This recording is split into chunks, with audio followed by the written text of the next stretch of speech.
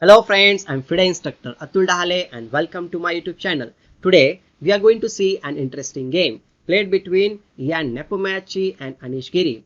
Well, in the Chessable Masters tournament which is being held on the Chess24 platform, in semi-finals Nepo and Anish Giri played in this third mini match, and this game is very interesting because on the 12th move Nepo played a boom sacrifice, means completely unexpected sacrifice against Anish. And after that, Anish, as usual, his style is like he played rock solid. But after mutual mistakes, the game ended in Nepo's favor because the position was very sharp.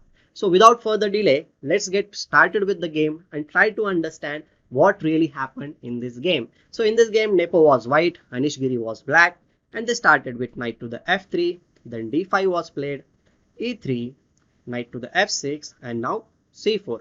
Well, this looks a little bit shaky opening, but it will be converted into the main line. Just wait for it. e6 was played, then knight to the c3, d into c4, bishop into c4, c5, and d4. You can see that this position has now been converted into Queen's Gambit accepted position.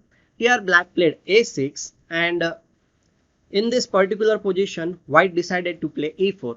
Previously, castling was played by uh, Artemev against Mamedorov in one of the online tournaments.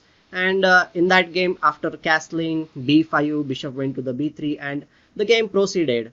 But in this game, Nepo decided to play e4, and after this, c into d4, knight into d4, bishop to the d6 was played, eyeing towards the h2 square here, and white calmly played bishop to the e3 in this position. Black castled, and you can say that black has developed his position on the king side quite comfortably. And here Nepo decided to play rook to the c1, and here Anish decided to play b5 with the intention of bishop to the b7 on the next move.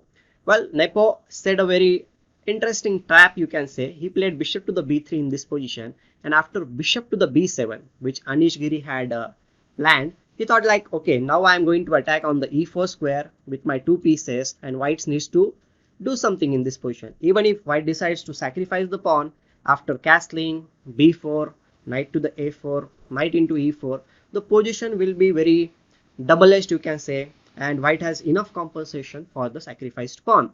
But Nepo unleashed a boom sacrifice, you can say. It was completely unexpected. That's why I'm saying that boom sacrifice. He played bishop into e6 in this position. The idea is, if after f into e6, knight into e6, queen e7, then knight into f8, whatever you play, queen f8 or king to the f8, white will be having two pawns and a rook against black's two minor pieces, and the position will be very double-edged.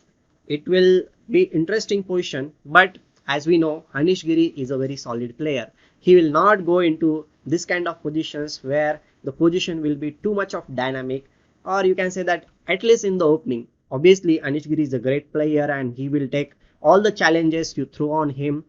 But in this case, he did not capture on e6. He played knight into e4, which is a very understandable and strong move. Knight into e4, bishop into e4 was played, and Nepo played queen to the g4. He is attacking the bishop on e4. So Anish played bishop to the g6. This was particularly his idea because he thought like, okay, my pieces on the king side are not there. So this bishop should be transferred to the g6 square, and he will be able to defend the position properly. But Nepo had planned something else. He played bishop to the f5. His idea is he wants to capture on the g6 square, and in future if he gets the chance, then he will unleash his interesting idea. Well, wait for it, I'll show you. Here Anish played queen to the a5 check, and Nepo played king to the f1. So instead of king f1, if you play something normal move, let's suppose bishop to the d2, then black will get upper hand. After rook to the e8 check, the knight must move back, and you can see that both the pieces which were standing on the initially on the good squares, that is e3 and d4, are now pushed back, and that is not something good for white. Well, here queen to the a2 might be played, and after castles, queen to the b2, I can say that although white is two pawns down, he has good compensation for the sacrifice two pawns, but still black will have some chances because he has two pawns on the queen side. He needs to defend properly. His two pieces are not still in the game, but still I will say that black will be able to be on top after some time. So obviously this is not something which Nepo wanted to do. He played king to the f1 in the position because his idea is something deep. His idea is after bishop to the e5, bishop into g6, h into g6, and he wanted to play h4. Yes, this is the idea because now the rook is coming in the game, and one more thing is like after h5, the g6 pawn will be also weak and the rook will be opened up, and he doesn't even need his rook on the e file. He needs his rook on the h file. So it was a very clever decision by Nepo to play king to the f1 in this position. Black played queen to the a2. He thought, okay, I can bring my queen to the d5 square and that will be good for me. But to be honest, in this position, black should have played bishop to the d4, which for human beings it's a little bit difficult because you are going to give your active pieces which is sitting in the center of the board for the knight, which is also a good piece, but this looks a little bit scary because you don't have pieces on that side of the board. But if you pay attention to it a little bit, then computer says queen to the d2 is a very good move, and after rook to the d1, queen to the c2, here even if you play something like h5, then the knight will jump in the game with knight to the c6, and if h into g6, f into g6, there is no good time to even play queen into g6 because the queen on c2 is there. So even if queen e6 check is given, we can play rook f7 and black should be fine in this position because knight is attacking this d4 square and black is bringing the piece which was not there in the game. But this is something which is a little bit anti-intuitive for the human being, so he did not play bishop to the d4. We can understand that thing, and he played queen to the a2, and as per the plan Nepo played h5, then queen d5 was played, h into g6, f into g6, and now he saves the knight on d4 with knight to the e6. The rook is being attacked, so he played rook to the e8, attacking the knight, and the knight lands on the g5 square. The knight is supporting or protecting this f7 square, h7 square, and black's king seems to be in trouble. Well, here Anish Giri played bishop to the f6, and now here in this position Nepo made a mistake. He played king to the g1, which was not necessary in this position. He had a very beautiful sacrifice at his disposal, that is rook to the h8. Well, you are sacrificing a piece, really why? This is because this is a very typical sacrifice, but the thing is that you need to find out a very interesting move after some time. Here queen h4 or queen h3, king to the g8, queen h7, king f8, and now in this position if you give the random check with queen to the h8, then king e7, and black will be very much safe in this position and he will be rook up. But white has a very nice move, that is bishop to the c5, which I think Nepo missed in his calculation. That's why he played king to the g1. Here obviously queen to the c5 will lose the queen after rook to the c5, and if you play bishop to the e7, then it will lead to a checkmate after bishop into e7, rook into e7, queen to the h8, queen g8, queen g8, king g8, and rook c8, rook e8, rook e8 is a check and mate. So this is a very beautiful line which could have happened in the game. And let's suppose if he plays rook to the e7, this will also lead to the same thing after queen to the g8, queen h8, queen g8, then bishop into e7. Obviously king e7 means you will lose the queen with queen to the g8, and if you play bishop to the e7, then we have this rook c8 check, bishop to the d8, and now queen into g8, king into g8, and rook to the d8 is a check and mate. So this is not something which would have happened. So he missed this rook to the h8 and he played king to the g1, giving chance to Anish Giri to come back in the game, and he came back. He removed this important knight on the g5 square, and after this the knight also came in the game. The knight is going to jump on the e5 square now, and black should be able to defend the position.